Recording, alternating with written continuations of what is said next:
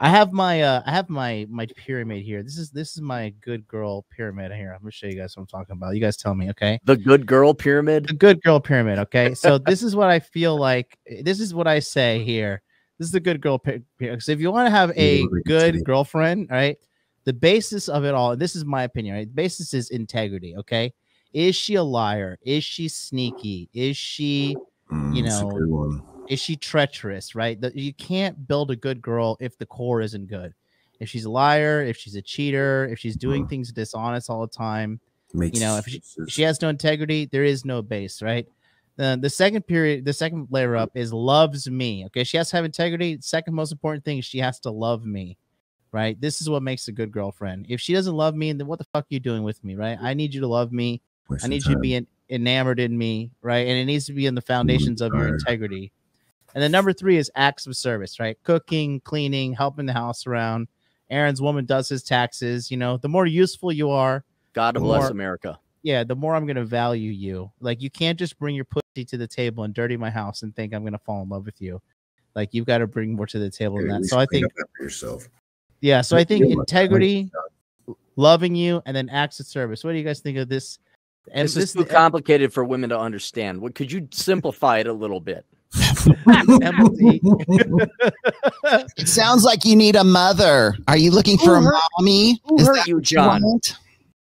Acts of service. Clean your own room. Yeah.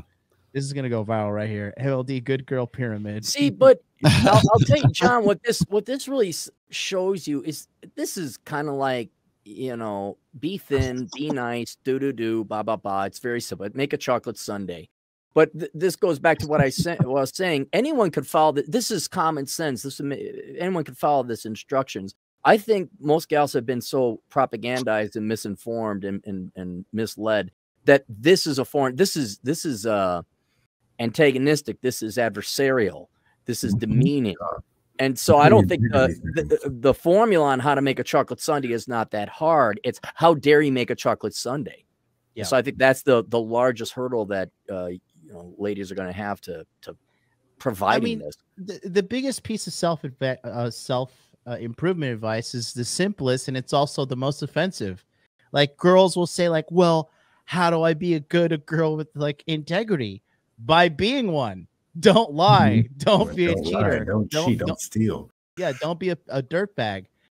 How do I fucking love my boyfriend? Love him. It's just that fucking simple. Love the guy. Be nice. Shut up. Don't talk about you so much. Like, take 17 seconds out of your moments and just not talk about you and how everything affects you. And then acts of service. Bro, I'll tell you this. A lazy woman is not one that's going to be around for long. I cannot. It's an anchor, man. I'll tell you. I've had,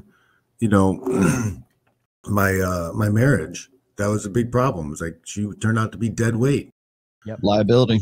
She wasn't carrying her load. So I'm trying to take care of kids and do my career and freaking handle stuff that she should be handling.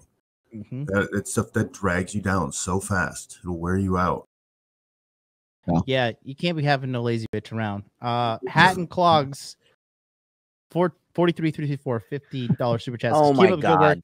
Please help Cappy. You know what? He does that. He'll give me a $2 super chat donation, and then when like Chad's on or you guys, he gives $50. You dick. You dick. Hey, my show's tomorrow. Come on over. You can talk about Cappy all you want.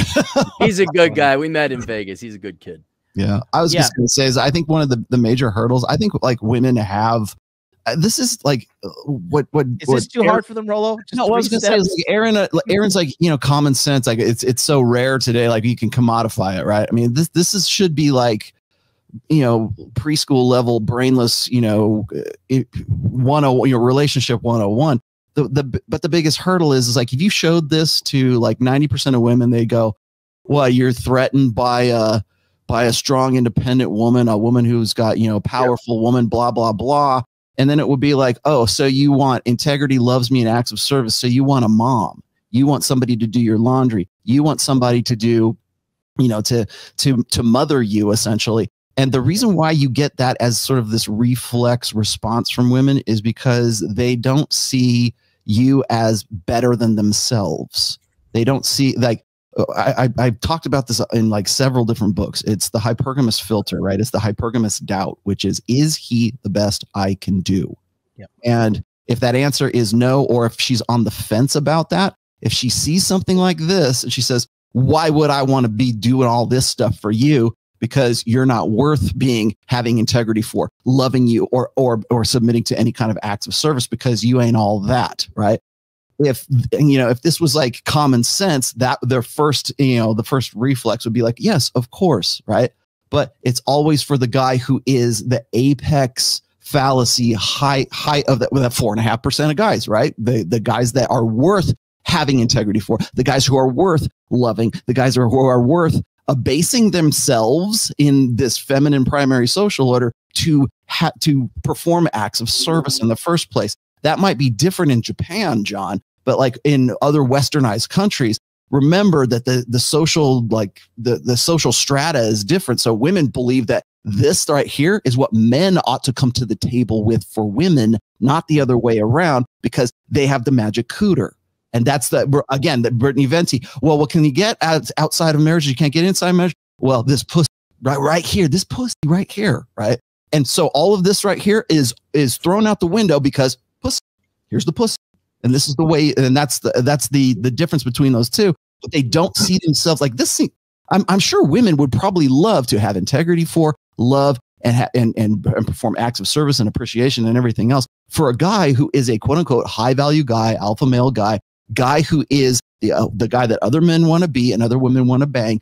And that will change that chick. You know how we always say, like, if you lay down the dick enough, that even the most ardent feminist will turn into a housewife, right? If her situation changes, if the environment changes, if she meets the right guy, it's like Eva Mendes meets Ryan Gosling, right? She didn't want kids before that. She meets Ryan Gosling and she says, I want his babies. I want to have his kids. He's the guy who's worth integrity, love, acts of service for. And unless they get that, and again, because we live in this really attention deficit disorder society where women are spoiled for choice on every day they go on social media, every day they turn on that cell phone, they think they have more choice. And the guy that's worth doing this is not forthcoming. So if you're not getting this in your relationship, gentlemen, if you're in on the LTR right now, if you have a girlfriend and you say, she doesn't have much integrity, I don't know if I can trust her. She really kind of doesn't. She questionably loves me, and she sure as hell isn't doing any acts of service. It's probably because she says, you know what? He's not the best I can do. She can't answer that hypergamous doubt. Yep, 100%. That's the thing that Ryan Stone says that I really like. I don't know if I'm using it right, but he says the relationship is up to the girlfriend. And that makes complete and total sense to me. The way that I'm looking at it, it's like if she's not doing the work to be the girlfriend, then there's no relationship at all. If she's not displaying integrity, if she doesn't love me, she's not doing acts of service. Like that's a big sign that this is not somebody who's into me. It's not somebody who's going to continue to be there to support my vision.